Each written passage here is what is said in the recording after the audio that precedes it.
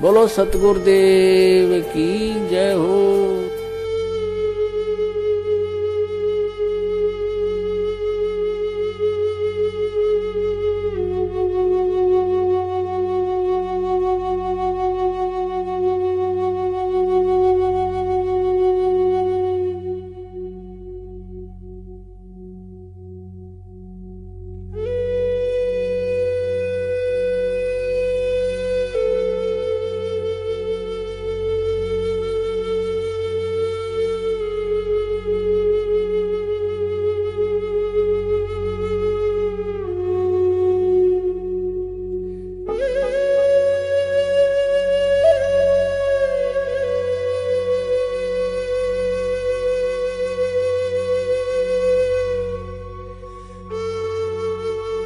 का ये पूर्ण मिशन है। मालिक चाहते हैं कि सब एक बने, और मालिक एक बनाने के लिए ही सारे धर्मों के ऊपर उन्होंने व्याख्यान दिए हैं परमात्मा ने, सबको एक करने के लिए। तो अब हमारे गांव राजगढ़ में एक हरिजन समाज है, वो बंगी समाज से है, वो भगत बना। अब हम उसके यहाँ भोजन भंडारा नहीं करेंगे तो आप बताओ जाति टूटेगी क्या? तो मालिक का मिशन फेल हो रहा है ना। आप भंडारा बंद करवा रहे हो। अरे भंडारा से तो जाति टूटेगी, जाति कैसे टूटेगी? हम एक कैसे बनेंगे? ये आज ये भील समाज के यहाँ सत्संग हुआ। आप कोई पाटीदार है, कोई मारू है, कोई लोधा है, कोई सिरवी है, कोई ब्राह्मण है, कोई किस समाज से, सब ऊंची समाज से भी आए। आपने यहाँ भोजन भंडारा करा तो ये परमात्मा के मिशन को सफल बनाया आपने। विष्णुदास को हमने अरदास लगाई थी कि विष्णुदास आपने हम हमेशा परमात्मा के साथ रहे और अब भी हम परमात्मा के साथ है। आप राजगढ़ में एक पुस्तक आई है, उसके ऊपर आप डिपेंड करो। ये पुस्तक हमारे पास आई है, बरवाला के सच्चाई का षड्यंत्रकारी उनका भाई, ये पुस्तक आई है, आप इसके ऊपर डिपेंड करो। अब हम तो इतने जानते नहीं कहाँ तो मैं क्या, अपन 1 करोड़ 1.25 करोड़ मालिक के भगत है, और एक पानी पत्ता सा बेचने वाला पवन दास, एक 1.25 करोड़ भगत को एक पवन दास नहीं मान रहा तो अपन ने क्या बाढ़ जो की क्या ज्ञान सीखा? अपन ने क्या सीखा? सारे मिलकर राष्ट्रपति से शिकायत करो। सारे के सारे अपन पेशी पे तो जाते हैं, एक बार राष्ट्रपति के पास चले जाओ उस पवन दास के विरुद्ध में। है एक पानी पत्ता सा बेचने वाला, एक पानी पत्ता, मतलब सच्चाई से डर लग रही उनको। एक आदमी सच्चाई, मालिक ने कहा है कि चोर चुरावे तुमड़ी गाड़े पानी माई, जो गाड़े जो ऊपर आवे। एक भगत से सच्चाई को ऊपर ले आए। आप 125 करोड़ हर धर्म के लोगों को, हर मजहब के लोगों को आप डिबेट के लिए चैलेंज देते हो। एक भगत ने आपको चैलेंज दिया, आपकी थर कांप रहे, आपका डरपोक हो रहे, आप कायर बन गए, आपकी चोरी आप सब जगत के सामने जा रही, आप डर गए। चोर कभी मारता नहीं है भक्तों, चोर कभी नहीं मारता है, पर चोर को कह दो कि मैंने तेरे को पहचान लिया है, फिर देखो आपकी खाल खींच देता है।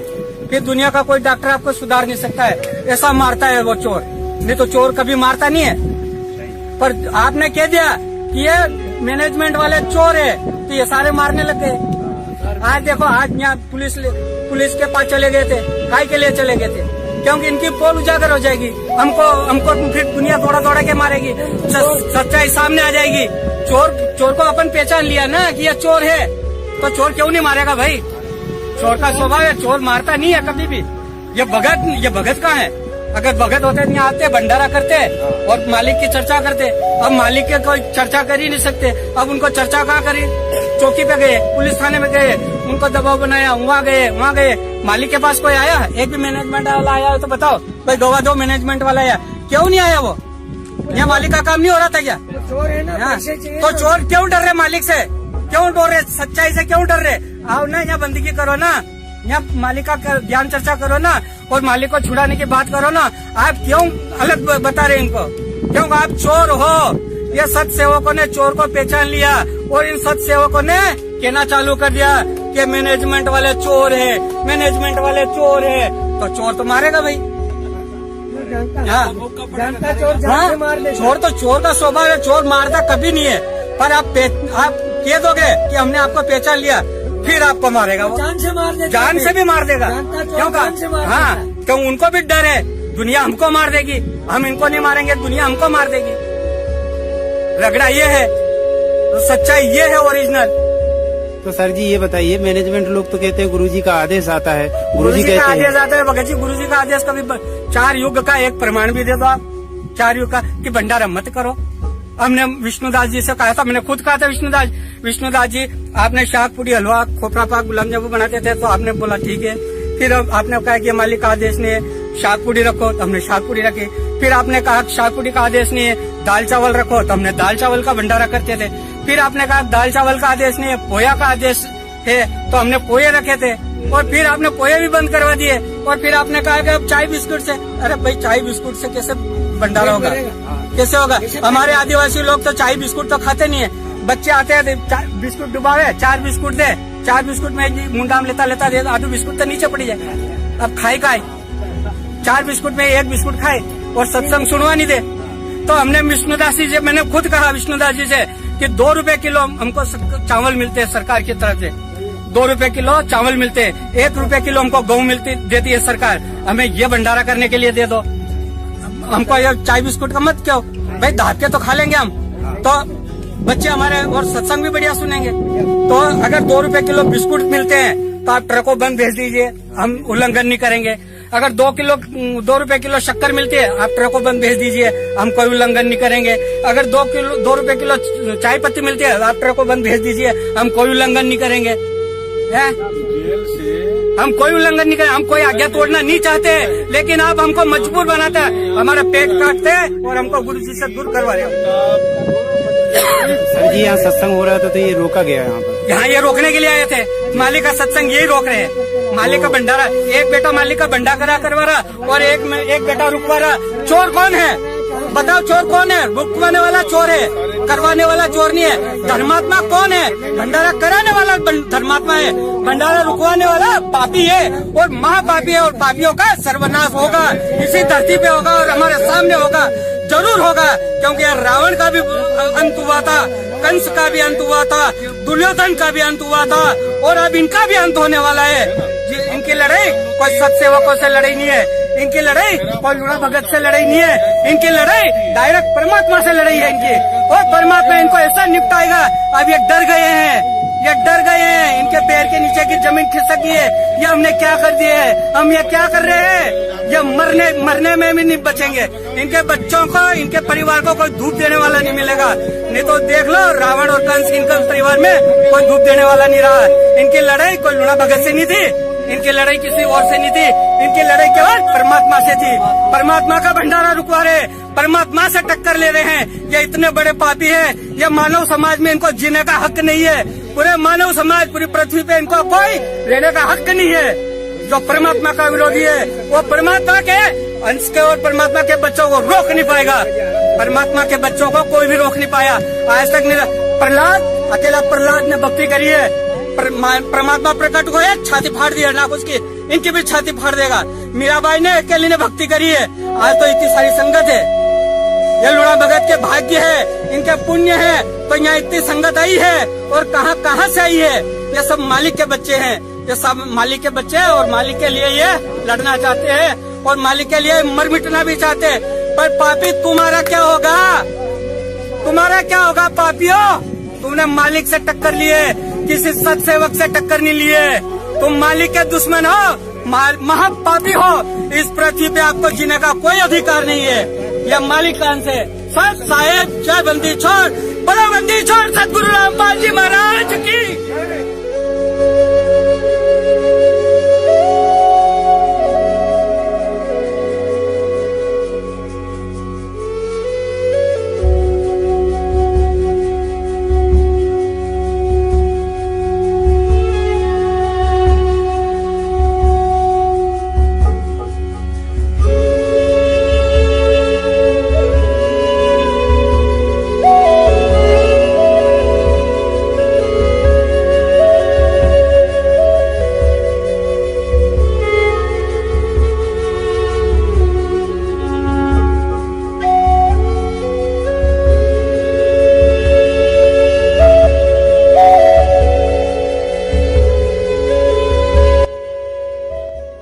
बंदी छोड़ सतगुरु रामपाल जी महाराज जी की जय हो।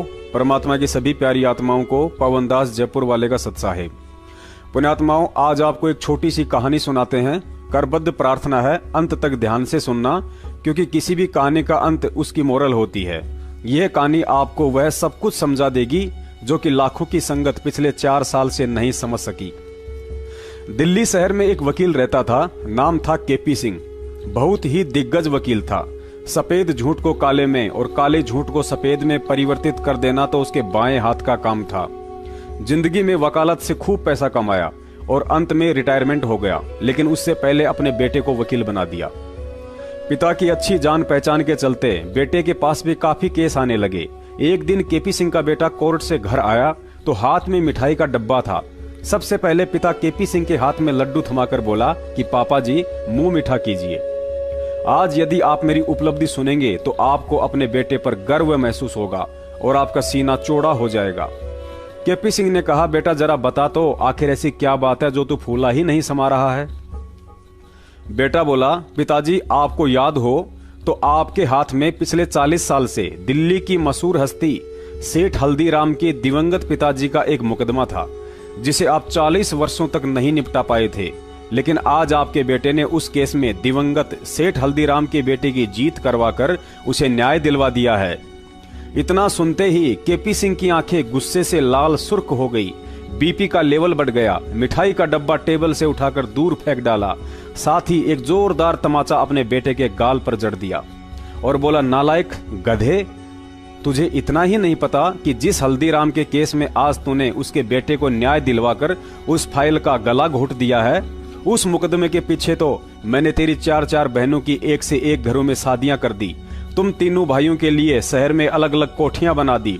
तेरी माँ का अमेरिका से घुटने का ऑपरेशन करवा लाया और तुम तीनों भाइयों के बच्चों को शहर के सबसे टॉप स्कूल में पढ़ा रहा हूँ। और आज तो उसी केस की फाइल बंद करवाकर खुशी खुशी हाथ में मिठाई लेकर आया है कि पापा खुश होंगे।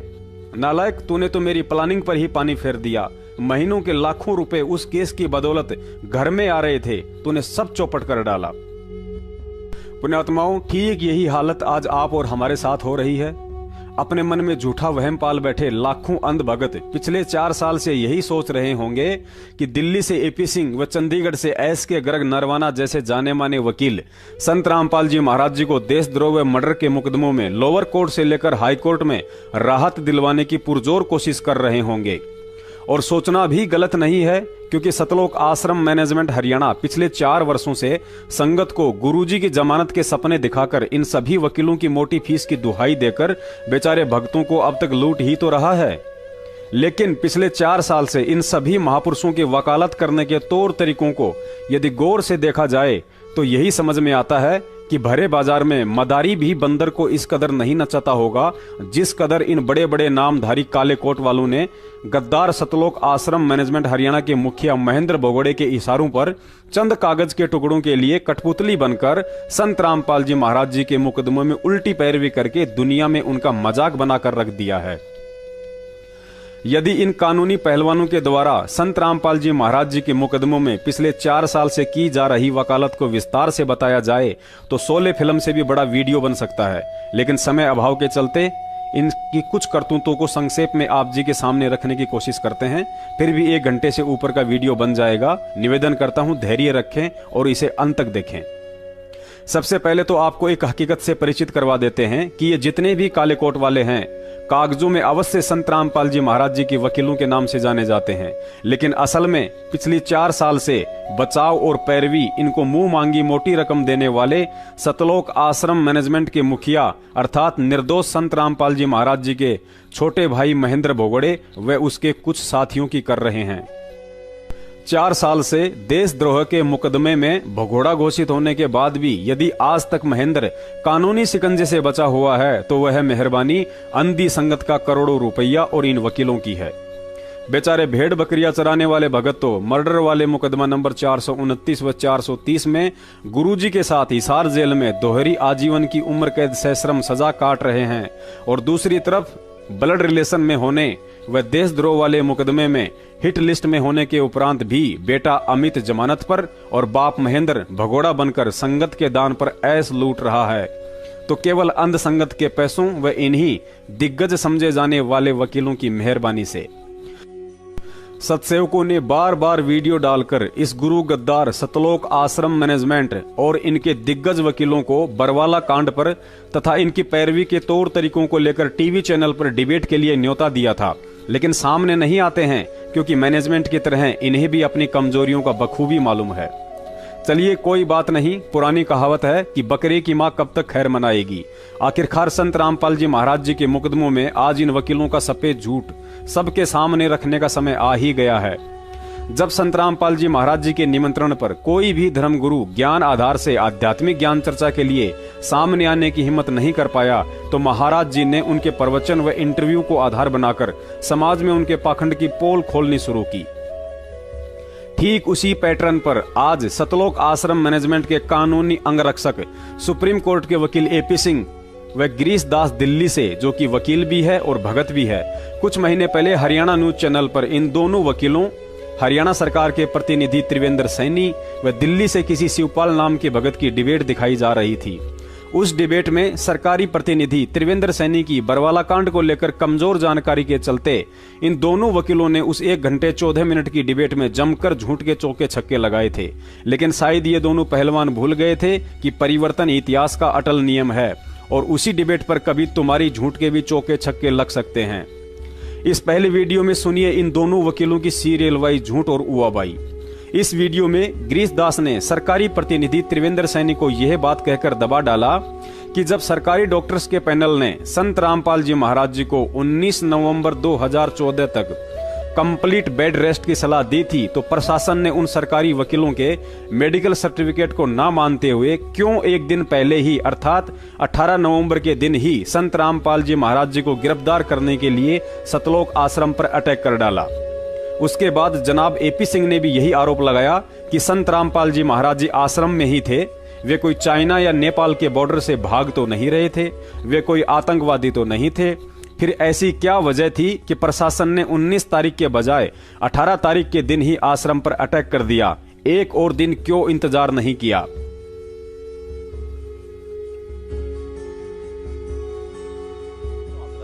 एक और चीज है, यहाँ एक ये भी चीज सामने आती है कि जब वहां उस वक्त स्थिति थी, सरकार के द्वारा ये कहा जा रहा था कि संत रामपाल जी महाराज सामने नहीं आ रहे हैं, तो यदि वो पेश हो जाते तो कंटेंट ऑफ कोर्ट का जो मैटर है, क्या उसको लेकर और परिस्थिति दूसरी होती? नहीं, बिल्कुल पेश होने को। जब 19 तारीख डेट फिक्स कर दी, वो कहीं भाग तो नहीं रहे थे। आपकी 40,000 पुलिस लगी थी सराउंडिंग, कोई ऊपर से हेलीकॉप्टर से तो नहीं आ रहा था, कोई रेड कॉर्नर नोटिस तो जारी नहीं था, कहीं चाइना बॉर्डर और नेपाल बॉर्डर से तो जैसा कि जनरली भाग जाते हैं वैसा तो नहीं था।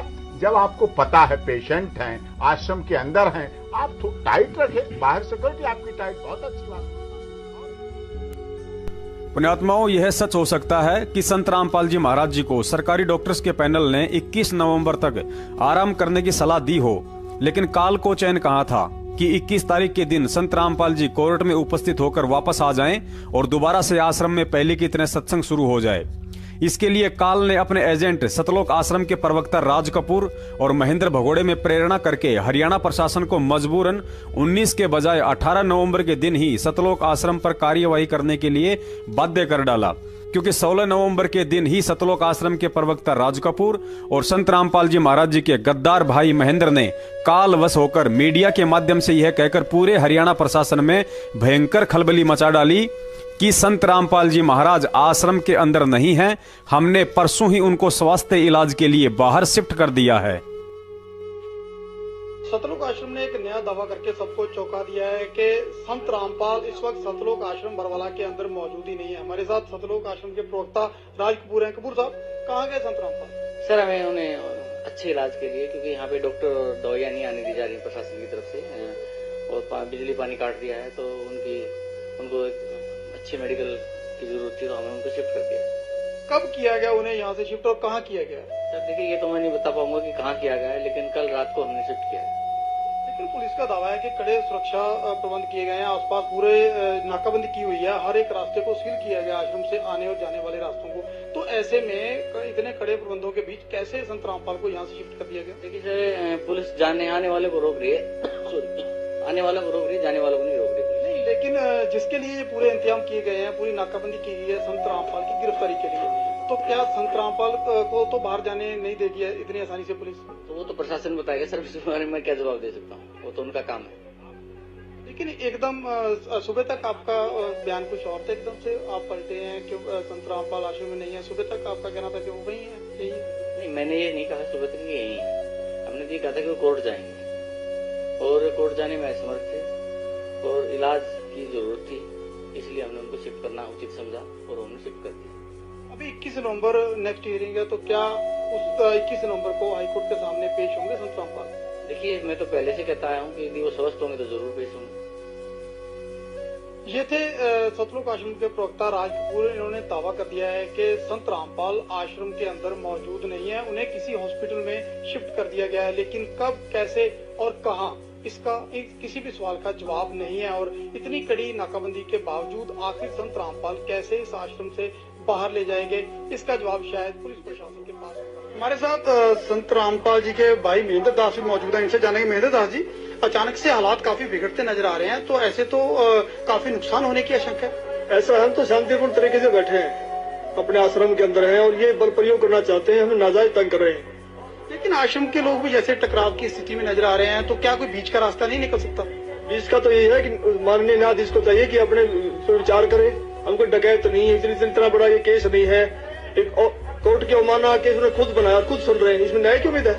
लेकिन जिस तरह से पुलिस कह रही है या तो गिरफ्तारी करनी पड़ेगी क्योंकि हाईकोर्ट के आदेश हैं, तो क्या संत रामपाल आत्मसमर्पण कर सकते हैं? अब वो यहाँ है ही नहीं, स्वास्थ्य इलाज करवा रहे हैं, बाहर गए, बाहर शिफ्ट कर दिया हमने परसों। एक सबसे बड़ा सवाल यही है कि आपका कहना है कि संत रामपाल आश्रम के अंदर मौजूद नहीं है। अगर संत रामपाल आश्रम के अंदर मौजूद नहीं है तो क्यों फिर पुलिस को रोका जा रहा है? पुलिस अगर जाकर के चेक करती है संत रामपाल नहीं होंगे तो पुलिस वापस चली जाएगी।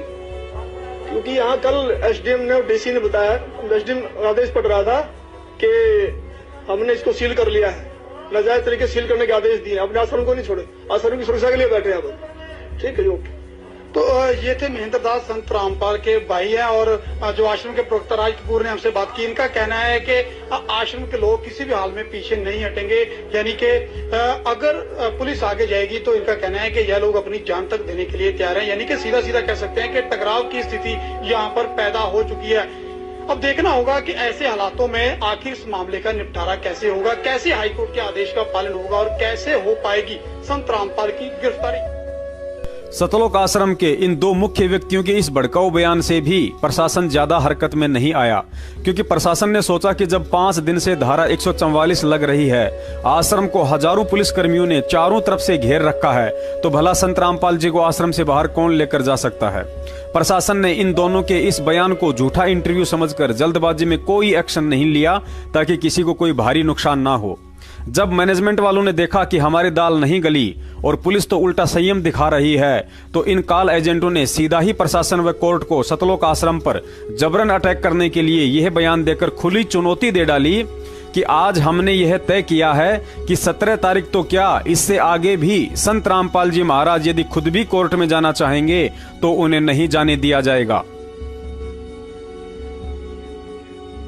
वहीं इस मामले पर राष्ट्रीय समाज सेवा समिति के अध्यक्ष और सतलोक आश्रम के समर्थक राम कंवल ढाका ने आज शाम को कहा है कि अगर बाबा रामपाल खुद भी जाना चाहेंगे अदालत में तो वो उनको नहीं जाने देंगे। आइए उन्होंने क्या कहा ये भी आपको सुनवाते हैं।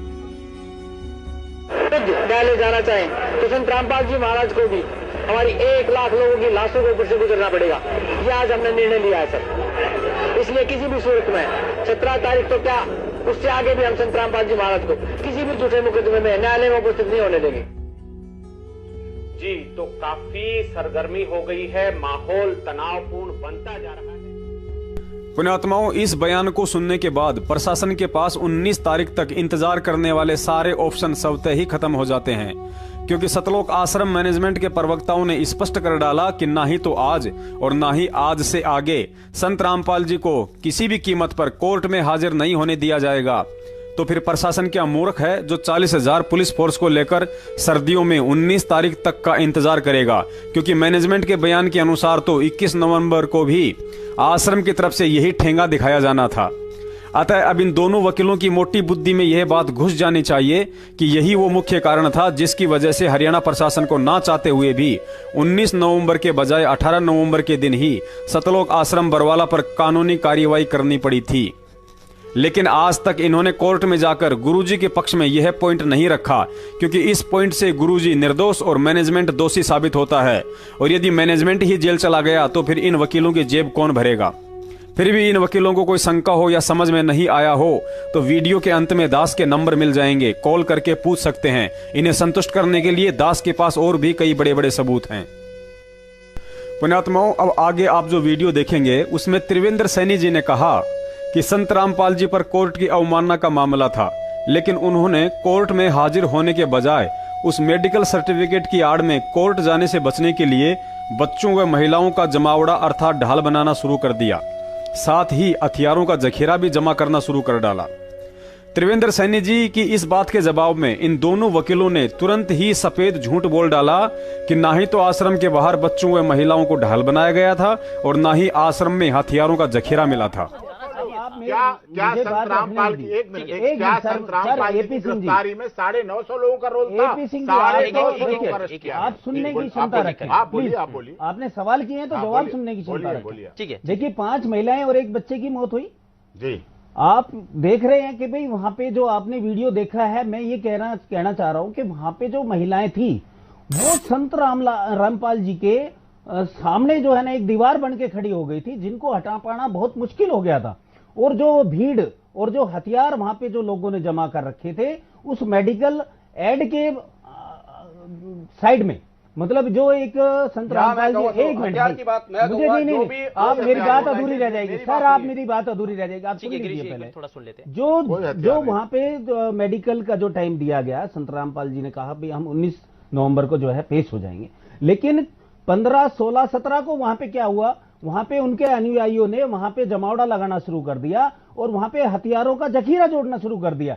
और वहां पे जो महिलाओं की जो संख्या थी जो उनके अनुयायी है, निश्चित तौर पर हम आप ऐसा कोई हथियारों का जखीरा आश्रम से नहीं मिला है। ठीक है, जरा जवाब ले लेते हैं गिरिजी से। ठीक है त्रिवेंद्र जी, आपका जो सवाल है वो जरा जवाब ले लेते हैं गिरिजी से। गिरिजी बताना चाहूंगा, गिरिजी यहाँ ये सवाल उठ रहा है कि हम आपकी बात नहीं काट रहे हैं, आप हमारी बात मत काटिए। आपको बोलने का पूरा अधिकार दिया गया, हमें भी तो सरकार का पक्ष रखना। हमारी सरकार निर्दोष है, रामपाल अनुयायियों के विरोधी नहीं है। झूठे आरोप लगाकर आप अपना पक्ष मत रखिए, आप बिल्कुल पक्ष रखिए, सच्चाई के साथ रखिए।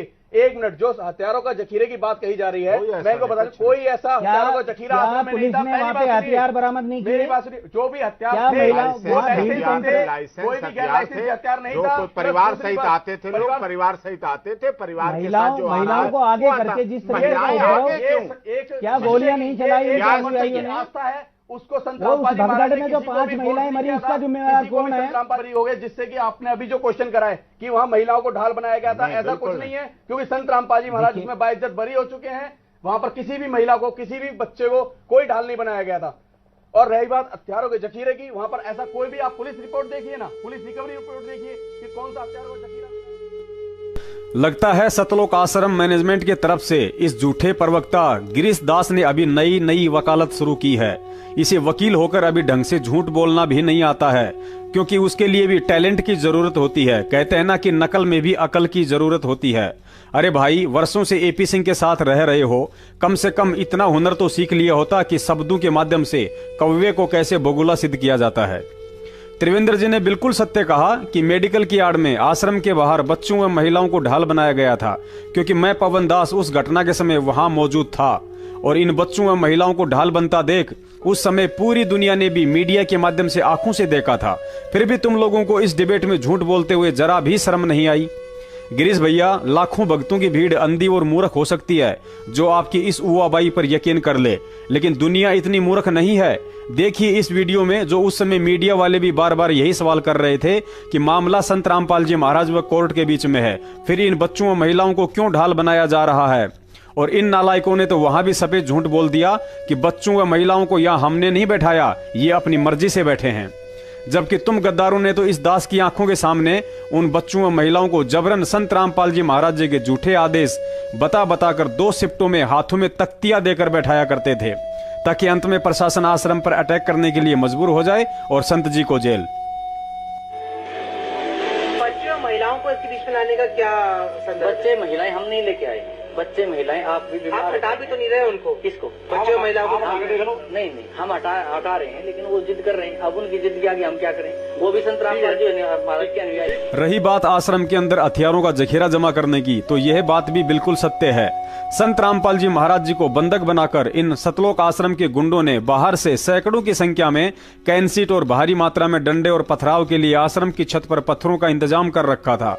इसके अलावा सतलोक आश्रम मैनेजमेंट के द्वारा बाहर से भी कुछ हथियारबंद गुंडे बुलवाए गए थे, जिन्हें भगत बनाकर पुलिस प्रशासन के आगे उनके हाथों में जलती हुई मसाले, डंडे व पेट्रोल बम देकर खड़ा कर दिया गया था, क्योंकि महेंद्र सहित इन सभी गुंडों का यही मकसद था कि हर हाल में संत रामपाल जी की बदनामी और उन्हें जेल करवानी है। देखिए उन किराए के गुंडों का उत्पात और आश्रम के अंदर से जब्त लाठी डंडे।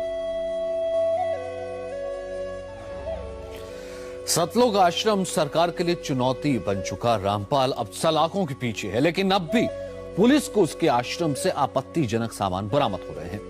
सतलोक आश्रम में फिर से असले मिले हैं, साथ ही बुलेट प्रूफ जैकेट भी बरामद किया गया है। पुलिस वालों को हैरानी तब हुई जब इस आश्रम में हजारों की संख्या में लाठियां बरामद की गई।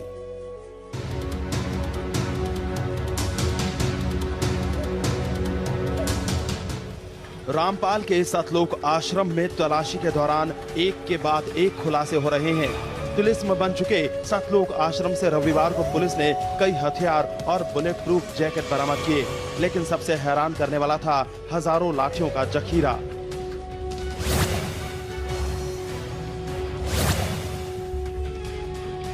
इन लाठियों को देखकर आप भी हैरान हो जाएंगे।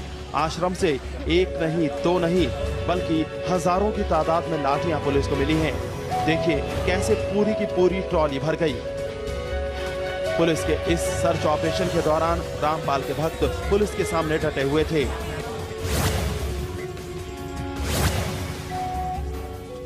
आश्रम से लाठियों के अलावा खतरनाक हथियारों का मिलना भी जारी है, लेकिन पुलिस उस वक्त हैरान रह गई जब उसे आश्रम से 3 बुलेट प्रूफ जैकेट मिले।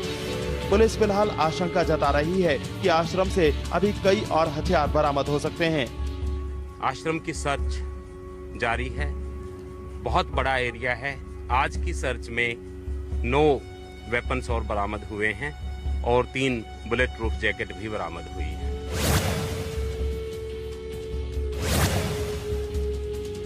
रामपाल पुलिस रिमांड में है। पूछताछ में कुछ खास जानकारी नहीं मिलती देख पुलिस रामपाल को लेकर सतलोक आश्रम पहुंची और उसकी मौजूदगी में आश्रम की तिजोरियां खोली गई, जिनमें से अभी तक महज 3,41,000 रुपए बरामद हुए हैं। हालांकि अभी कई तिजोरियां खुलनी बाकी हैं। अभी कई तिजोरियां ऐसी हैं जो खुलनी बाकी हैं और जो है सामान कैश इसमें बरामद हुआ है। लगभग 3,41,000 का कैश है जो बरामद हुआ। जांच में अभी जो है जांच जारी है, अभी वो पुलिस रिमांड पे उनसे पूछताछ जारी है। रिमांड के दौरान रामपाल ने पुलिस को कई अहम सुराग दिए थे, जिनकी पड़ताल करने के लिए पुलिस उसे आश्रम लेकर आई थी। देखना यह है कि अभी इस आश्रम के और कितने राज उजागर होते हैं। सुनील कुमार के साथ जगदीप संधू, इंडिया। मीडिया वाले ने एपी सिंह के सामने सरकार का पक्ष रखा और बोला कि कहा जाता है सरकार को इसलिए यह कार्रवाई करनी पड़ी कि बार बार बुलाने पर भी संत रामपाल जी महाराज कोर्ट में पेश नहीं हो रहे थे। क्या ये बात सही है? इसके जवाब में एपी सिंह ने बताया कि वे बीमार थे, जिसका मेडिकल सर्टिफिकेट हमने कोर्ट में पेश किया था और डॉक्टर्स ने भी उन्हें बाहर आने जाने, यहाँ तक कि अखबार पढ़ने और टीवी तक देखने के लिए भी मना किया था और कहा कि 19 तारीख तक उम्मीद है वे ठीक हो सकते हैं, यानी कोर्ट में जाने के लायक हो सकते हैं। पहले तो हम दर्शकों को बता देते हैं कि एपी सिंह जी इस डिबेट में बरवाला कांड के ऊपर जिस भी प्रकरण में सफाई दे रहे हैं, ये सब बातें इन्हें सतलोक आश्रम मैनेजमेंट की तरफ से लिख कर दी गई हैं, ना कि एपी सिंह ने अपनी आंखों से देखी थी और न ही इस कांड से पहले संत रामपाल जी महाराज जी से इस वकील साहब का कोई रिश्ता नाता था। आपको यह भी बता देते हैं कि आजकल के 90% वकील सिर्फ पैसों के दम पर काले को सफेद में और सफेद को काले में तब्दील करने तक ही सीमित रहते हैं, जैसे कि निर्भया रेप कांड में इसी एपी सिंह वकील ने किया था। पूरी दुनिया जानती है कि निर्भया से ज्यादा कसूर उन 4 लड़कों का था जिन्होंने उसके साथ बलात्कार करके उसके गुप्तांग में रोड डालकर बेरहमी से मारा था, लेकिन फिर भी मात्र पैसों के दम पर एपी सिंह ने उन दरिंदों का वकील बनकर इंसाफ का गला घोटने की पुरजोर कोशिश की और उस समय देश का हर नागरिक एपी सिंह से घृणा कर रहा था। बरवाला कांड से कुछ ही दिन पहले सतलोक आश्रम मैनेजमेंट के द्वारा जबरन संत रामपाल जी महाराज जी को इतना बीमार बना दिया जाता है कि अचानक से उनका स्वास्थ्य बेहद खराब हो जाता है। उनके चलने फिरने तक की भी हालत नहीं बच पाती, यानी इतना सीरियस कि टीवी देखने या अखबार पढ़ने से भी मौत हो सकती थी। लेकिन वहां बैठी लाखों की संगत को इस बात की कानों कान तक खबर नहीं होती है कि गुरुजी इस कदर बीमार हो चुके हैं। और साथ में चमत्कार भी हो रहा था, क्योंकि जिस संत की टीवी देखने के लिए आंखें और अखबार पकड़ने के लिए अंगुलियां तक काम नहीं कर रही थी, फिर भला उस संत की जीभ कैसे काम कर सकती है। लेकिन सैकड़ों कमांडों और हजारों की संख्या में आश्रम के बाहर ढाल बनाकर बैठाई गई औरतों को हर आधे घंटे में यह बताया जाता था कि गुरुजी ने यह आदेश दिया है, अब गुरुजी ने ऐसा करने को कहा है। गुरुजी ने कहा है कि मैं कमांडो सेवा से बहुत खुश हूं। और सभी जानते हैं कि जीव तक ना हिल पाने की स्थिति में भी सारी संगत को 17 तारीख की रात्रि में एक और बहुत लंबा आदेश सुनाया गया था कि गुरुजी का आदेश है, आश्रम में जितने भी भगत हैं उन सबको सार नाम दिया जाएगा। जैसे कि सार नाम कोई आलू टमाटर की तरह किसी सब्जी का नाम है, जब मन में आया बांट दो। मैं एक चीज इसमें जोड़ दूं, सरकार का यहाँ पर ये कहना था कि वो सामने नहीं आ रहे थे, संत रामपाल जी महाराज सामने नहीं आ रहे थे, इस वजह से ये एक्शन लेना पड़ा। हाँ नहीं, ये एक्शन लेना पड़ा, चलिए नहीं सामने आ रहे थे ना। NBW प्रोसीडिंग, कोर्ट की प्रोसीडिंग, देखिए कोर्ट की प्रोसीडिंग होती है, केस बना, बेल हुई, बेल रिजेक्ट हुई, अंततः बेल हुई, रिलीज हुआ, उसके बाद अपीयरेंस होना, ना पेश होना, BW होना, NBW होना, प्रोक्लेम्ड ऑफेंडर होना, भगोड़ा बन जाना, इनाम डिक्लेयर हो जाना, ये प्रोसीडिंग है। तो उस प्रोसीडिंग के तहत अगर वो नहीं पेश हो रहे थे, तो जब डॉक्टर्स ने, जो हिसार के डॉक्टर थे, प्राइवेट डॉक्टर नहीं थे, वो गवर्नमेंट हिसार सिविल हॉस्पिटल के डॉक्टर थे, उन्होंने जाके कहा और थ्रू हिसार DC के द्वारा वो डॉक्यूमेंट भेजे गए जिसमें साफ तौर पे कहा गया कि 19/11/2014 तक संत रामपाल दास जी को ट्रेवल करना, रास्ते में आना जाना और मिलना जुलना, टीवी अखबार देखना, ये सब कुछ बैन है। उनको दवाएं दी गई कि ये दवाएं लें, एक सेवादार हो उनके साथ रहे और उसके साथ उनका इलाज हो। 19 तारीख तक संभवतः उनकी स्थिति सही हो जाएगी, वो ठीक हो जाएंगे, फिर उन्हें पेश कर दिया जाएगा, वहां पेश कर देंगे उनको। ये चीज थी, डॉक्यूमेंट्री एविडेंस है, जो भी उस समय तत्कालीन एडवोकेट थे उन्होंने किया और वहां लगाया, लेकिन उनकी बात। दूसरा विचारणीय विषय यह है, यदि उस समय गुरुजी इतने ही बीमार थे तो फिर सतलोक आश्रम मैनेजमेंट बरवाला कांड के समय जो भी ज्ञान विरुद्ध घटिया आदेश संगत को दे रहा था, फिर उन्हें वह आदेश कौन दे रहा था। और 18 तारीख तक संत रामपाल जी महाराज इतने ही भयंकर बीमार थे, तो फिर 19 तारीख को दिन में वे अचानक से कैसे इस कदर स्वस्थ हो सकते हैं कि जैसे कभी बीमार थे ही नहीं। अपने पैरों पर सतलोक आश्रम के बाहर तक आए, फिर पंचकुला तक 4 घंटे के सफर में एम्बुलेंस में बैठे ही रहे, लेटे तक भी नहीं। और जब उनका पुनः मेडिकल किया गया तो वे बिल्कुल 16 आना स्वस्थ थे। उन्हें ऐसी कोई तकलीफ या बीमारी नहीं थी जो कि सतलोक आश्रम मैनेजमेंट के द्वारा बताई जा रही थी। और ना ही आज 4 साल से ऊपर का समय हो चुका है, जेल में उन्हें ऐसी कोई भयंकर बीमारी हुई है जो आश्रम में सारी सुविधाओं के रहते सहते हो गई थी। दूसरी तरफ यह भी सत्य है कि संत रामपाल जी महाराज हल्के फुल्के अस्वस्थ हो सकते हैं, इसमें कोई बड़ी बात नहीं है, लेकिन इतने भयंकर बीमार नहीं थे ताकि चलने फिरने और उठने बैठने में भी दिक्कत हो। और ये सारी चाल उनके आदेशों की आड़ में इन गद्दार सतलोक आश्रम मैनेजमेंट वालों ने ही सरकार के साथ चली थी।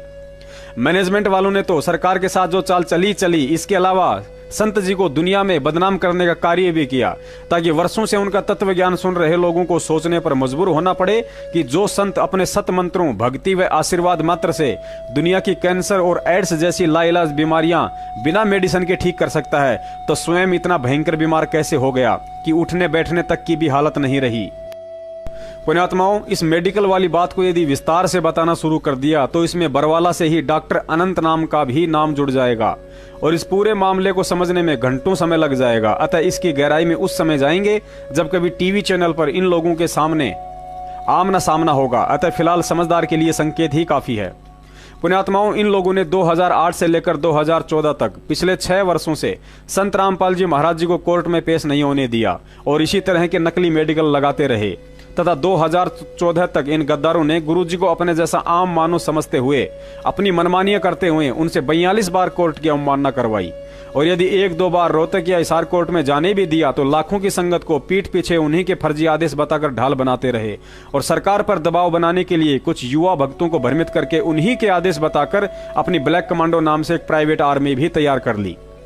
कोर्ट ने 6 साल तक संत रामपाल जी महाराज जी की पीठ पीछे उनके भाई महेंद्र द्वारा उन्हीं के आदेश बताकर किए जा रहे इस नाटक को देखा और सहन भी किया, लेकिन जब पानी सर के ऊपर से गुजर गया तो अंत में कोर्ट ने यह कड़ा रुख अपनाने का फैसला किया। और यदि कोर्ट को किसी माध्यम से इस कुचक्कर का पता भी चल जाता कि यह सारा घटनाक्रम निर्दोष संत रामपाल जी महाराज जी की आड़ व आदेशों का सहारा लेकर सतलोक आश्रम मैनेजमेंट और राष्ट्रीय समाज सेवा समिति कर रही है, तो भी कोर्ट के आदेश से लॉ एंड ऑर्डर की स्थिति को मेंटेन रखने के लिए प्रशासन यही कदम उठाता जो उसने 18 नवंबर 2014 के समय उठाया था। आपको इसका एक और प्रमाण देते हैं कि संत रामपाल जी महाराज का कोर्ट में उपस्थित ना हो पाने का मुख्य कारण यदि कोई भयंकर बीमारी ही होती तो उस समय उनका वकील एस के गर्ग नरवाना यह बात क्यों बोलता कि मेरी खुद महाराज जी से बात हुई है और उन्होंने कहा है कि मैं तो बीमार होने के बावजूद भी कोर्ट में पेश होना चाहता था, लेकिन मुझे आश्रम में बंधक बना रखा था। और जब मीडिया वाले ने बंधक बनाने वालों के नाम आदि जानना चाहा तो इस एस के गर्ग नरवाना वकील साहब ने सतलोक आश्रम मैनेजमेंट वालों से मिल रहे पैसों का कर्ज अदा करते हुए उनका बचाव करते हुए RSSS यानी राष्ट्रीय समाज सेवा समिति के गुंडों का नाम सार्वजनिक ना करते हुए सरेआम काला कोट पहनकर सफेद झूठ बोल दिया कि कुछ असामाजिक तत्वों ने बंधक बना रखा था। फार्मर्स हैं, ये हथियार कैसे रख सकते हैं? पर बहुत बड़ा जखीरा हथियारों का बरामद हुआ है आश्रम के अंदर। नहीं, ऐसा कुछ नहीं है, ऐसी कोई रिपोर्ट नहीं है। एडवोकेट जनरल ने कोर्ट में बताया है कि अभी हम सर्च कर रहे हैं और उसके बाद वो रिपोर्ट देंगे। आप ऐसा प्रिज्यूम क्यों कर रहे हो कि वहाँ पे हथियार है? ये जब से ये झगड़ा चल रहा था, जब से कंटेम्प्ट हुई, कोर्ट ने नोटिस दिया, तब से उनकी कस्टडी में थे। लेकिन प्ली ये ली जा रही थी कि मेडिकल सर्टिफिकेट नहीं, बीमार हैं। बीमार तो स्टेट ने खुद मेडिकल सर्टिफिकेट गुरुजी का पेश किया था कि ये बीमार है। नहीं, उन्होंने नहीं पेश किया, ये सिर्फ स्टेट ने पेश किया था। आप कह रहे हैं कि इस पूरे जो वाकया हुआ है उसके लिए राज्य सरकार जिम्मेदार है? नो, इस सारे वाकये के लिए जो भी हुआ वो लोग जिम्मेवार हैं जिन्होंने इनको बंधक बना के रखा। ये पहले भी कोर्टों में पेश होते रहे हैं और इस केस में पेश ना होने का मतलब ही नहीं है। और खुद बड़े लॉ अबाइडिंग सिटीजन है और कानून में पूरा विश्वास है। जजों का पूरा मान सम्मान, इज्जत और रिस्पेक्ट करते हैं। ये ऐसी कोई बात नहीं। सर, एक सील पर बता पाएंगे कि किन लोगों ने इनको बंधक? उनका नाम इतने लोगों का कैसे पता लगेगा? वहाँ पब्लिक, जनरल पब्लिक थी, हजारों लोग। फॉलोअर्स भी नहीं, फॉलोअर्स भी हो सकते हैं, वो कोई एंटी सोशल एलिमेंट भी हो सकते हैं, ये कुछ नहीं पता। एंटी सोशल एलिमेंट्स क्या करेंगे? क्या पता चलेगा? You enter, anybody can enter anywhere. Sir, मंदिरों में और आश्रमों में कोई भी आदमी जा सकता है। सर, उन्होंने कहा, उनके बयान पे ही कोर्ट में बयान हुआ।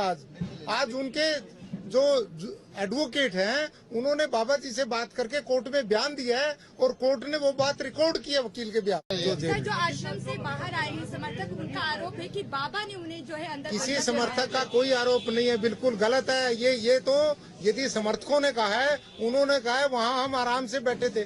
बाबा तो अकेला आदमी 15,000 लोगों को बंधक बना सकता है, ये बताइए आप। ये बताया आपको ये कि वो बंधक बने हुए थे इसलिए पेश नहीं हो पाए, वरना बीमार भी थे तो एम्बुलेंस में आ सकते थे, परंतु बंधक होने की वजह से नहीं है, बीमार तो थे वो। कहीं आपको पता नहीं है, हमने कही है ये सब बातें। ये कहने का तो ओकेजन था ही नहीं बंधक है, क्योंकि हमें बंधक का पता ही नहीं, हम कोई आश्रम थोड़ी जाते हैं। हमें तो जो इन्फॉर्मेशन आई वो बताया। अब बंधक की तो आज नहीं, अभी तो यहाँ पंचकूला बता रहे थे, कोर्ट में उन्होंने पंचकूला, उसके बाद रोहतक जाएंगे, रोहतक जेल में ले। संत रामपाल को आज पंजाब हरियाणा का हाई कोर्ट में पेश किया गया और हमारे साथ संत रामपाल के वकील हैं। जी नरवाना जी, आज क्या हुआ है हाई कोर्ट में आपकी तरफ? आज संत रामपाल जी खुद पर्सनली कोर्ट में पेश हुए हैं और उनको पुलिस ने पेश किया है। और संत जी ने ये कहा है कि मैं तो खुद बंधक बना हुआ था, मैं क्या करता, मेरी मजबूरी थी इसलिए मैं कोर्ट में नहीं आ सका। मैं बीमार जरूर हूँ, परंतु बीमार के होते हुए भी मैं कोर्ट में आता। किसने बंधक बनाया था उनको? कुछ लोग थे वहाँ पर, हजारों लोग थे। वो कहने लगे तुमने नहीं जाना, इनको रोका हुआ था। अब पुलिस ने जब इनको छुड़ाया तो ये डायरेक्ट एम्बुलेंस में पुलिस इनको कोर्ट में ले। और कितनी देर से बंधक थे वो? ये तो अब जब से ये झगड़ा चल रहा है ना, तब से बंधक ही थे, 15-16 दिन से शायद। और जो लोग बोल रहे हैं कि उन्होंने बंधक बनाया हुआ था, वो उनका क्या? कोई नहीं बोल रहे, लोग नहीं बोल रहा है। ऐसा आप ये प्रसार गलत हुआ है। लोग कोई नहीं बोल रहा, सब लोगों ने ये कहा है कि हमें किसी ने बंधक नहीं बनाया हुआ। और जो डेरा में जो असला बारूद सब मौजूद, बारूद कुछ भी नहीं है, अभी तो सर्च भी नहीं हुआ, पुलिस ने किया नहीं है। असला बारूद ये क्यों रखेंगे? अब उन्हें कहाँ लेके जाया जा रहा है? अब उनको पंचकूला लेके जा रहे हैं आज, और उसके बाद शहरों तक लेके। बहुत बहुत शुक्रिया। और ये हमारे साथ थे विशाल गर्ग नरवाना, जो कि हमें बता रहे थे कि पुण्यात्माओं, तत्व ज्ञान कहता है कि सतगुरु के मुख से निकला हुआ कोई भी शब्द अनायास नहीं होता है और उनके मुख से उच्चारित हर एक शब्द का गहरा अर्थ होता है। इस वीडियो में एस के गर्ग वकील के अनुसार यह स्पष्ट हो गया है कि संत रामपाल जी महाराज जी के अनुसार वे तो बीमार होते हुए भी कोर्ट में पेश होना चाहते थे, लेकिन उन्हें आश्रम में बंधक बना रखा था। वहीं दूसरी तरफ संत रामपाल जी महाराज जी का भाई महेंद्र एक भगत से बात करते हुए अपने ही भाई संत रामपाल जी महाराज और वकील एस के गर्ग नरवाना दोनों को ही झूठा साबित करते हुए कह रहा है कि गुरुजी ने तो जो बात बोली है कि मुझे आश्रम में रोक के रखा हुआ था, कोर्ट में नहीं आने दिया गया, इसमें कोई सच्चाई नहीं है। यह बात तो गुरुजी ने चंडीगढ़ से एस के गर्ग वकील के कहने पर बोली थी। अर्थात महेंद्र के कहने का मतलब है कि संत रामपाल जी महाराज झूठे हैं और यह झूठ उन्होंने वकील के कहने पर कोर्ट में अपने बचाव के लिए बोला था, क्योंकि गर्ग वकील ने गुरुजी से कहा था कि कोर्ट में मेरे पास बोलने के लिए कोई सबद नहीं है कि आप 18 नवंबर को कोर्ट में क्यों पेश नहीं हो पाए। अब यदि आप यह बात बोल दोगे कि मुझे तो आश्रम में बंधक बना रखा था, उसके बाद मुझे बोलने के लिए कोर्ट में पॉइंट मिल जाएगा। सुनिए महेंद्र की ऑडियो। हाँ प्रदीप जी। हेलो प्रदीप जी, साहब जी।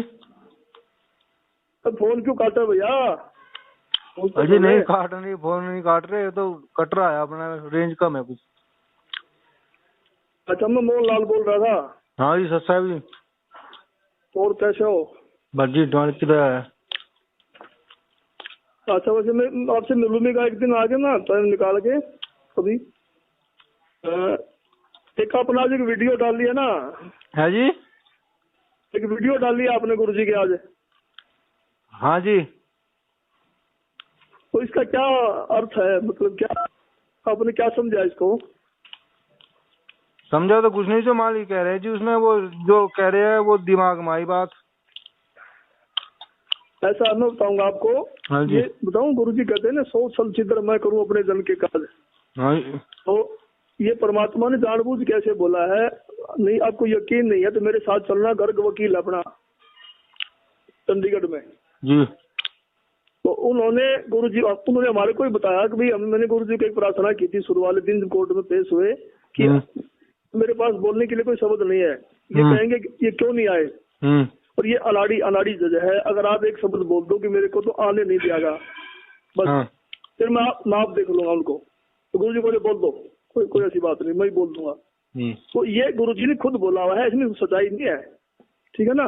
तो आपको तुरंत पता करना है तो वकील से मिला दूंगा, गुरुजी आएंगे, गुरुजी के सामने कर दूंगा आपको, ठीक है? अच्छा जी। हाँ, तो इनसे भ्रमित ना हो बेटा। पुण्यात्माओं, अब आपको यहाँ सिद्ध करते हैं कि इस महेंद्र भगोड़े से झूठा इंसान इस दुनिया में कोई नहीं है। इस ऑडियो में महेंद्र ने कहा कि गुरुजी ने मीडिया को जो बात कही है कि मुझे आश्रम में रोक के रखा था, यह बात तो गुरुजी को एस के गर्ग वकील ने बोलने के लिए कही थी, ताकि उसे कोर्ट में गुरुजी के पक्ष में बोलने का मौका मिल जाए। पुण्यात्माओं, विचार करना, गुरुजी को पुलिस सतलोक आश्रम बरवाला से एम्बुलेंस में बैठाकर रात को 9 बजे पंचकुला हॉस्पिटल में मेडिकल के लिए लेकर गई थी। 12 बजे एम्बुलेंस पंचकुला हॉस्पिटल पहुंची और उसके 1 घंटे बाद गुरुजी जैसे ही हॉस्पिटल से पुलिस के साथ नीचे आ रहे थे तो उसी समय मीडिया वालों ने गुरुजी से यह सवाल किया था और गुरुजी ने कहा था कि राष्ट्रीय समाज सेवा समिति मेरी नहीं है और मुझे भी रोक कर रखा हुआ था। Self-proclaimed Godman Rampal, who is just been taken from the Panchkula Civil Hospital for interrogation and will be produced before the court at 2 o'clock, has just spoken to reporters saying he hasn't used followers as a shield.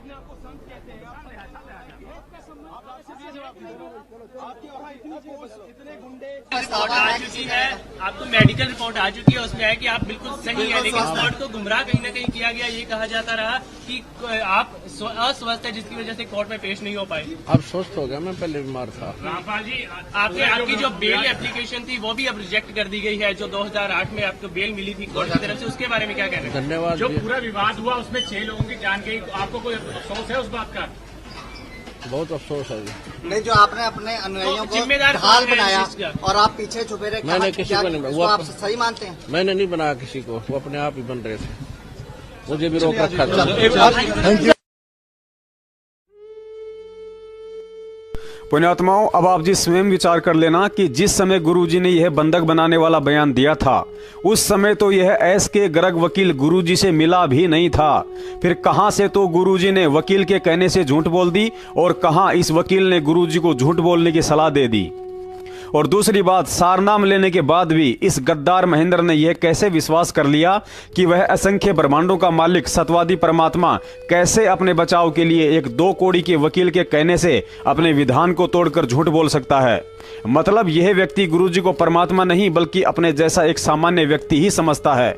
और ऐसे नालायकों के लिए ही कबीर साहिब जी ने कहा है कि गुरु को मानुष जानते ते नर कहिए अंध, ओए दुखी संसार में आ गए यम के फंद। और गुरु को मानुष जो गिने चरणामृत को पान, ते नर नर के जाएंगे जन्म जन्म हो समान। दूसरी तरफ गर्ग वकील ने यह तो कह दिया कि आश्रम में गुरुजी को असामाजिक तत्वों ने बंधक बना रखा था, लेकिन उस असामाजिक तत्व राष्ट्रीय समाज सेवा समिति का नाम छुपाकर यह भी साबित कर दिया कि या तो इस वकील साहब की जानकारी शून्य थी या पैसों के वजन के आगे इसकी जीभ नहीं उठ पाई। वरना उस समय पिछले 10 दिन से टीवी पर ड्रामा देख रहा मूर्ख से मूर्ख व्यक्ति भी यह समझ सकता है कि जिस सतलोक आश्रम मैनेजमेंट ने 52 सदस्यों की राष्ट्रीय समाज सेवा समिति बना रखी थी और राष्ट्रीय समाज सेवा समिति के 10 लाख सदस्य थे, उन 10 लाख सदस्यों में से बरवाला कांड के समय 1000 लोगों को कमांडो फोर्स व 25 से ऊपर के हाथों में पिस्तौल, राइफल और बंदूकें देकर कुछ को आश्रम के अंदर तो कुछ को बाहर पुलिस प्रशासन से लोहा लेने के लिए तैनात कर रखा था। और जब 40,000 हथियारबंद पुलिस प्रशासन के सतलोक आश्रम के अंदर 4 दिन से घुसने की हिम्मत नहीं हो पाई, तो फिर दुनिया में ऐसा कौन सा असामाजिक तत्व आ गया जो जबरन सतलोक आश्रम में घुसकर संत रामपाल जी महाराज जी को बंधक बना सकता है? वकील साहब, ऐसे कच्चे और झूठे बयान देकर आप स्वयं अपनी तौहीन करवा रहे हैं। ऐसी झूठी और मन गढ़ंत कहानियां केवल हिंदी फिल्मों में अच्छी लगती हैं, असल जिंदगी में नहीं। पुण्यात्माओं, पिछले 4 साल से सतलोक आश्रम मैनेजमेंट और इन वकीलों के द्वारा यह सारा खेल अंधी संगत के करोड़ों दान के रुपयों पर खेला जा रहा है। अतः जितने कर्म संगत के बिगड़ रहे हैं, शायद इन वकीलों के भी नहीं। आज तक इन वकीलों ने कोर्ट में गुरुजी के पक्ष में यह बात क्यों नहीं रखी कि संत रामपाल जी महाराज जी तो बीमारी की हालत में भी कोर्ट में पेश होना चाहते थे, लेकिन उन्हीं के भाई के गुंडों ने उनको आश्रम में बंधक बना रखा था। आज तक इन वकीलों ने कोर्ट में गुरुजी के पक्ष में यह बात क्यों नहीं रखी कि सतलोक आश्रम के बाहर जो 5 मौतें हुई हैं, उनके जिम्मेदार संत रामपाल जी महाराज नहीं बल्कि राष्ट्रीय समाज सेवा समिति और सतलोक आश्रम मैनेजमेंट है। आज तक इन वकीलों ने कोर्ट में गुरुजी के पक्ष में यह बात क्यों नहीं रखी कि संत रामपाल जी महाराज जी निर्दोष हैं और जो उनके गद्दार भाई सहित काफी लोग भगोड़े बनकर छुपते फिर रहे हैं। यदि कोर्ट निष्पक्ष फैसला करना चाहती है तो उन सभी भगोड़ों को भी पकड़कर कोर्ट में पेश करे ताकि सच्चाई सबके सामने आ सके। आज तक इन वकीलों ने कोर्ट में गुरुजी के पक्ष में यह बात क्यों नहीं रखी कि जिस राष्ट्रीय समाज सेवा समिति के कारण यह सारा कांड हुआ है, उस समिति के अध्यक्ष रामकुमार ढाका को जमानत और संत रामपाल जी महाराज जी को उम्र कैद क्यों? आज तक इन वकीलों ने कोर्ट में गुरुजी के पक्ष में यह बात क्यों नहीं रखी कि जिस संत रामपाल जी महाराज जी ने अपने बयानों में बरवाला कांड का मुख्य दोषी बलजीत लहरी, राज कपूर, राजेंद्र भटगांव व रामकुमार ढाका को बताया है, तो फिर उन्हें जेल में ठोकने के बजाय जमानत पर क्यों छोड़ दिया गया? आज तक इन वकीलों ने कोर्ट में गुरुजी के पक्ष में यह बात क्यों नहीं रखी कि बरवाला कांड में हुई 6 मौतों के मुख्य जिम्मेदार महेंद्र भगोड़े व उसके बेटे अमित का उस केस में नाम तक नहीं और बेचारे भेड़ बकरियां चराने वालों को उम्र कैद की सजा सुना दी? क्योंकि इन वकीलों के द्वारा यदि गुरुजी के पक्ष में कोर्ट के सामने ये सारी बातें रखी जाती तो कोर्ट न्याय करते हुए संत रामपाल जी महाराज जी को बाइज्जत बरी और महेंद्र सहित सभी भगोड़ों को सलाखों के पीछे डाल देती। फिर ऐसे में इन वकीलों के घर कैसे चलते, कैसे भोली संगत को दान के नाम पर लूटने वाला प्लान सफल हो पाता, फिर कैसे महेंद्र भगोड़े का डिजिटल गुरु बनने का सपना पूरा हो पाता, फिर कैसे संगत इन गधों को दान देकर अपने कर्म फोड़ पाती, फिर कैसे गुरुजी के परिवार वाले और कुछ चमचे अपने कुकर्मों व घटिया स्वभाव को भगत समाज के सामने दिखा पाते, फिर कैसे ये बड़े बड़े सारनामी गुंडे अपने आप को गधा साबित कर पाते। पुण्यात्माओं, अब इस वीडियो के अंत में आपको सतलोक आश्रम मैनेजमेंट हरियाणा और उनके वकीलों की एक ऐसी दोगली नीति से रूबरू करवाया जाएगा जिसको आंखों से देखने के बाद तत्वज्ञानी भक्तों की तो मैं कह नहीं सकता, लेकिन मूर्ख से मूर्ख व्यक्ति भी इस दोगले आचरण को देखकर यह समझ सकता है कि संत रामपाल जी महाराज जी को कानूनी दावपेचों में फंसाने का काम कोर्ट या प्रशासन नहीं बल्कि सतलोक आश्रम मैनेजमेंट हरियाणा के इशारे पर यही दिग्गज समझे जाने वाले वकील कर रहे हैं। दास, अभी आपको बरवाला कांड के दौरान जिन 5 महिला भक्तों व एक बच्चे की मौत हुई थी उनकी मौत के मुख्य कारण को सतलोक आश्रम मैनेजमेंट उनके वकीलों व मरने वालों के परिवार वालों के मुख से ही सुनाने जा रहा है। आप जी इसे ध्यान से सुनिए। यह वीडियो दिल्ली के बदरपुर से मीठापुर के रहने वाले शिवपाल दास का है, जिसकी पत्नी की मौत बरवाला कांड में हुई थी। शिवपाल ने इस वीडियो में अपना बयान देकर स्पष्ट कर दिया है कि उसकी पत्नी की मौत का मुख्य कारण एक्सपायर्ड आंसू गैस के गोलों से निकली जहरीली धुआं थी, जिसके चलते दम घुटने से उसकी पत्नी की मौत हुई थी। सर, मेरा नाम शिवपाल है और मैं मीठापुर बदरपुर नई दिल्ली का निवासी हूँ। मैं संत रामपाल जी महाराज जी से मैंने 2012 में उपदेश लिया था पूरे परिवार से। तो मैं वहाँ आश्रम में 2012 मैंने उपदेश लिया। उपदेश लेने के बाद मैं आराम से वहाँ हर महीने में 2 बार वहाँ सत्संग होता है 3-3 दिन का। तो मैं हर महीने वहाँ पे जब समय निकाल के सत्संग सुनने जाने लगा। तो मैं 2014 में भी ऐसे ही सत्संग सुनने गया था। 7 तारीख को मैं आश्रम गया था, 8 से 11 सत्संग था। तो वहाँ आश्रम पहुँचा 7 तारीख को शाम को। तो मैं वहाँ पे जब खाना वाना भंडारा खा के और उसके बाद जब आपस में भक्तों से बातचीत की तो वहाँ पता लगा कि गुरुजी का स्वास्थ्य ठीक नहीं है। 8 तारीख को सुबह में पता लगा कि वो गुरुजी का स्वास्थ्य सही नहीं है, इसलिए सत्संग सीडी द्वारा हुआ था। तो वहाँ पे जब 3 दिन तक सत्संग सुना, 8 से 11 सत्संग सुना, सीडी द्वारा हुआ, तो गुरुजी के फिर तबीयत सही नहीं हुई। तो और भक्तों से इधर उधर पता चला, सेवादारों से, कि अभी गुरुजी का स्वास्थ्य सही नहीं है, इसलिए वो सही नहीं है तो सत्संग करेंगे नहीं। तो मैंने सोचा कि अब नहीं करेंगे तो देखते हैं, गुरुजी के स्वास्थ्य होने की इंतजार करते रहे कि इंतजार कर लूं तो दर्शनार्थ से ही रुक जाऊं। फिर मैंने कहा गुरुजी का यहाँ तक आए हैं तो गुरुजी के दर्शन करके ही जाना चाहिए। गुरुजी के दर्शनार्थ से रुक गया। गुरुजी के दर्शनों के लिए जब 14 तारीख तक गुरुजी के स्वास्थ्य होने की नई खबर मिली कि नहीं स्वस्थ अभी नहीं हुए हैं, तो 14 तारीख को मैं वहाँ से आश्रम से निकलने लगा कि भाई अब अपने घर चलें, गुरुजी स्वास्थ्य अभी नहीं हो सकते हैं और डेट भी कोई फिक्स नहीं है कि कब तक सही होंगे। तो फिर हम निकलने के लिए हमने जब कोशिश करी तो आश्रम को चारों तरफ से पता चला कि पुलिस ने चारों तरफ से घेर रखा है और पता नहीं इनके ऊपर क्या, मुझे तो कुछ पता नहीं था भाई कि इनके ऊपर क्या केस है, क्या इल्जाम है, क्या है, कुछ नहीं, मुझे तो कुछ पता नहीं था। अपने छोटे परिवार के साथ में वहाँ था ही। अब जब वहाँ पे पता लगा कि गुरुजी की गाड़ियाँ भी सब खींच रखी हैं और इधर उधर कोई बाहर निकलने का साधन भी नहीं है, और जो लोग कुछ लोग निकले भी तो उनको कुछ लोगों के जानने वालों के इधर उधर से आश्रम में ऐसी बातें चीतें हो रही थी कि वो पुलिस वाले बिठाते हैं कहीं के लिए, छोड़ते हैं कहीं। तो पुलिस वाले, हमने देखा कि पुलिस वाले को फोन आ रहे थे, वो पुलिस वाले मारपीट भी कर रहे हैं, इधर उधर छोड़ रहे हैं, इधर बता रहे हैं कि बस जाएगी, बरवाला जा रही है, कहीं। तो उस डर से भी नहीं निकले कि भैया अब मैं कैसे निकलूं, कहाँ जाऊं, कहाँ नहीं जाऊं, इससे बढ़िया अपने यहीं रुके रहो। अब उसके बाद में पुलिस वालों का वैसा व्यवहार हुआ कि 18 तारीख को अचानक इन्होंने 12 बजे के करीब में, 12 बजे के बाद हो या टाइम, इन्होंने ऐसे ताबड़तोड़ हमला किया कि उसमें इतनी मतलब 2-3 घंटे 4 घंटे तक लगातार इन्होंने इतनी ईंट पत्थर गोला जो भी है और ये रॉकेट बम और ये आंसू गैस के गोले, इतने उसके टीन है ऊपर से, टीन जो जहाँ मेरे हम लोगों जमीन पे लेटते हैं वहाँ मैट ऐट बिछे होते हैं, वहाँ बिस्तर कुछ वैसा नहीं होता, कोई तो जमीन पे अपने लेटे हुए हो, तो इतने उसके अंदर टीन के अंदर इतना धुआं हो गया, और पानी पहले से काट रही रखा था, बिजली पानी, इतना धुआं हो गया कि मेरा एक छोटा बच्चा भी था, उसकी भी दम घुटने से लगी, और वहाँ पे इतना हाहाकार मच गया, बुरी तरह इतना डर का माहौल हो गया कि पूरी पब्लिक इधर सुधर। तो उसी में मेरी पत्नी को दम घुट गई उसकी, और मेरे सामने से वो एकदम से बेहोश गिरी और मुझे वो मूर्छित मिली।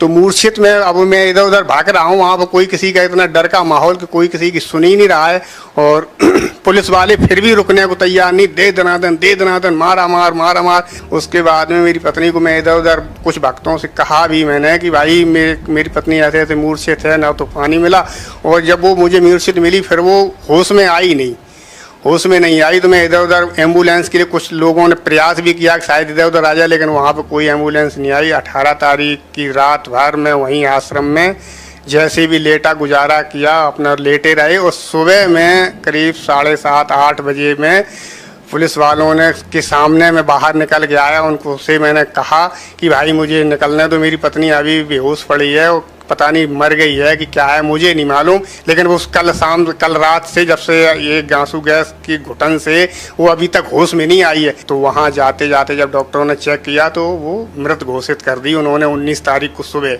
19/11 को सुबह 9 बजे करीब में मृत। उसके बाद सुनिए यह छोटा सा वीडियो जिसे लाखों रुपया खर्च करके सतलोक आश्रम मैनेजमेंट वालों ने फिल्मी कलाकारों से बनवाया था। इस वीडियो में सतलोक आश्रम मैनेजमेंट की तरफ से लिखी गई स्क्रिप्ट के आधार से इस कलाकार ने भी यही कहा है कि दिल्ली के शिवपाल भगत की पत्नी की मौत पुलिस के द्वारा दागे गए आंसू गैस के गोलों से हुई थी। मोहित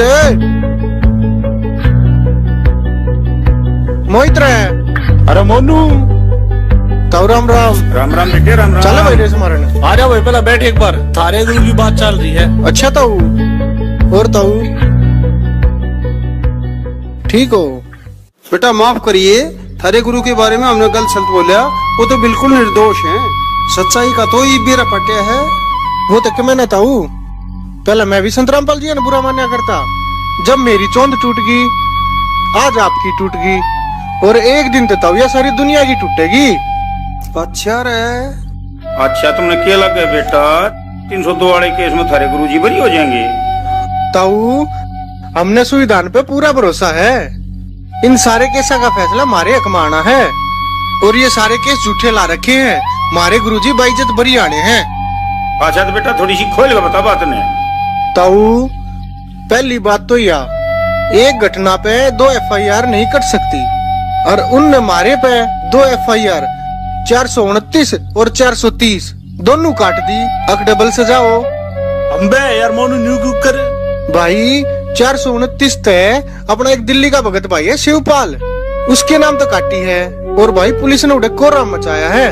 आंसू गैस के गोले, लाठी चार्ज, रॉकेट बम, और ताऊ लगातार जाटे में 4 घंटे पानी की बारिश करी है, जिससे 5 औरत और एक 1.5 साल के बच्चे की मौत होगी। ताऊ उनमें एक शिवपाल की औरत थी जो मरी थी। उसके बाद इस वीडियो में जब त्रिवेंद्र सैनी ने हकीकत बताई कि उन 5 महिलाओं व बच्चे की मौत का मुख्य कारण भगदड़ थी, तो वही पास में बैठे सुप्रीम कोर्ट के वकील AP सिंह व गिरीश दास ने यह कहकर कि भगदड़ भी तो पुलिस के कारण ही हुई थी, स्वीकार कर लिया कि उन सब की मौत का कारण पुलिस प्रशासन ही था, चाहे भगदड़ हो या आंसू गैस के गोले। और आप उन पर लाठी चलाएंगे जिन बच्चों पर, महिलाओं पर जो CBI जांच की मांग कर रहे थे। क्या अपने केस में CBI की जांच की मांग कौन करता है? AP सिंह जी, आपके CBI की जांच आप देखिए, वहां के मेरी बात सुनिए, देखिए CBI जांच की मांग कर रहे थे। पोस्टमार्टम रिपोर्ट है।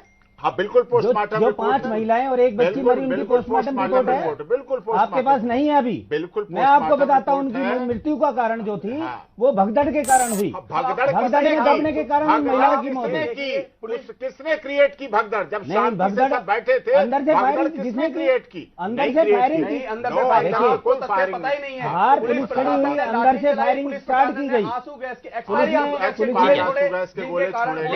लेकिन एक चीज है त्रिवेंद्र जी, ठीक है त्रिवेंद्र जी, एक चीज तो है इसके गोले। और सारी संगत जानती है कि पिछले 4 साल से सतलोक आश्रम मैनेजमेंट और उनके वकील भी संगत को या प्रेस कॉन्फ्रेंस के माध्यम से देश दुनिया को यही संदेशा दे रहे थे कि उन 6 भक्तों की मौत की वजह पुलिस के आंसू गैस के गोले थे।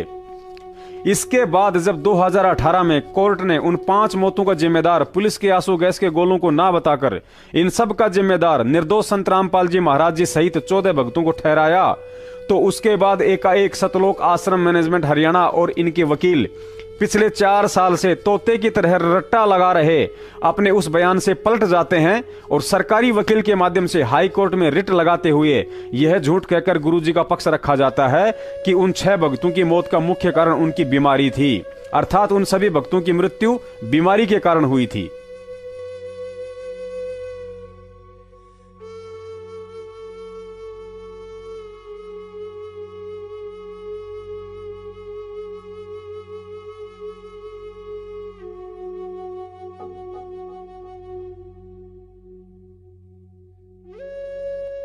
पुण्यात्माओं, यहां गहन विचार करना कि किस कदर इस गद्दार मैनेजमेंट और इनके वकीलों के द्वारा जानबूझकर संगत और गुरुजी के साथ भद्दा मजाक और हाई कोर्ट में झूठी व मन गढ़ंत याचिकाएं लगाकर उन्हें आसानी से खुद ही रिजेक्ट करवा लेते हैं और फिर दोष उल्टा कोर्ट के सिर मढ़ देते हैं कि हमें न्याय नहीं दिया जा रहा, हमारे गुरुजी को जानबूझकर फंसाया जा रहा है, जबकि सारे उल्टे हुए फर्जी कर्म ये लोग वकीलों के साथ मिलकर स्वयं करते हैं।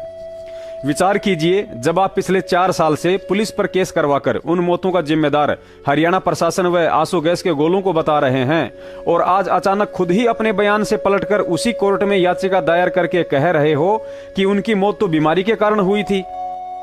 क्या जज इतना मूर्ख है जो तुम्हारी इन दोगली बातों को समझ नहीं पाएगा और याचिका को स्वीकार कर लेगा? क्योंकि जज के पास तुम्हारे वे एफिडेविट भी सुरक्षित हैं जिनमें इन्हीं वकीलों ने हवाला दिया था कि मौत आंसू गैस के गोलों से हुई थी, और अब यह बीमारी वाला एफिडेविट भी सुरक्षित रहेगा। और जब कोर्ट कहेगा कि तुमने सरकारी वकील के माध्यम से बीमारी से मरने की रिट तो लगा दी, लेकिन उन 6 लोगों की सरकारी मेडिकल रिपोर्ट भी पेश करो जो यह साबित कर सके कि वास्तव में उनकी मौत बीमारी से हुई है। अब एक कहावत है कि नंगा नहाएगा क्या और निचोड़ेगा क्या, क्योंकि सरकारी हॉस्पिटल की मेडिकल रिपोर्ट सरकार ने पहले ही कोर्ट में पेश कर दी थी जिसमें उनकी मौत का कारण भगदड़ बताया गया था। अब सतलोक आश्रम मैनेजमेंट के वकीलों के पास कोर्ट में पेश करने के लिए बीमारी की मेडिकल रिपोर्ट नहीं बल्कि संजय दिल्ली वाले की तरह शंख और घंटा ही बचेगा, जिसे मिलकर जज के सामने बजाते रहो। और यह भी सबको पता है कि जज अपना फैसला गवाह और सबूतों के आधार पर सुनाता है, ना कि शंख और घंटों की आवाज सुनकर। उम्मीद करता हूं संगत को इन षड्यंत्रकारियों का सारा खेल समझ में आ गया होगा कि कैसे इन गद्दारों के द्वारा संगत से मजाक और गुरुजी के साथ घटिया राजनीति खेली जा रही है। अगर वास्तव में संगत को गुरु चाहिए तो इन सब पहलुओं पर गहन विचार करके ज्ञान आधार पर चलते हुए इस गद्दार सतलोक आश्रम मैनेजमेंट को तन मन धन से छोड़ना होगा और उस समर्थ की समर्थता पर यकीन करते हुए सत भक्ति मार्ग पर अडिग होकर चलना होगा। उस समय परमात्मा अपने बच्चों को सत्य असत्य की परख करके सतमार्ग पर चलता हुआ देखकर वैसी ही दया कर सकते हैं जैसे कि 2008 में की थी, यानी कि बिना किसी वकील, मैनेजमेंट और सत्सेवकों के पल में जेल से बाहर आ जाना। क्योंकि परमात्मा कहते हैं, कहे कबीर सुनो भाई साधो, मैं तो हूं विश्वास में, और सत्सेवकों को 100% ही नहीं बल्कि 1000% पूर्ण विश्वास है। चाहे अज्ञानता में लोग कुछ भी समझें, लेकिन संत रामपाल जी महाराज जी से ऊपर वर्तमान के 21 ब्रह्मांडों में अन्य कोई समर्थ शक्ति नहीं है। वे आएंगे, अवश्य आएंगे, और जब ठीक का वक्त आएगा तो छप्पर फाड़ कर आएंगे, वरना इस दुनिया से भक्ति और भगवान का नाम ही समाप्त हो जाएगा, जो कि संभव नहीं है। सत साहिब।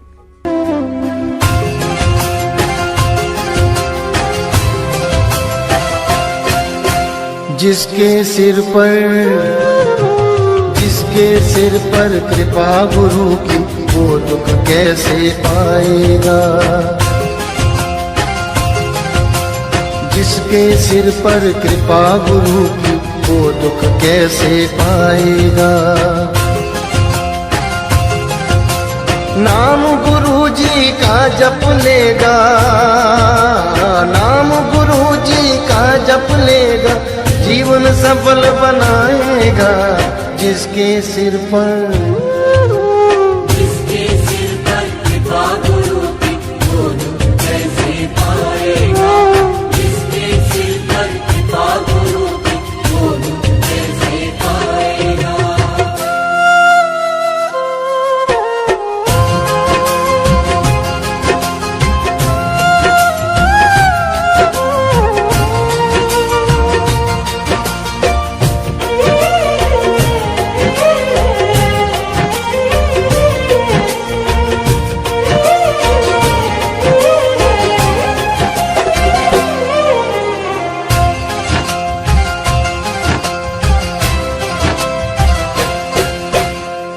आप सवारे आप सजाए, तेरे जीवन के सारे कष्ट मिटाए।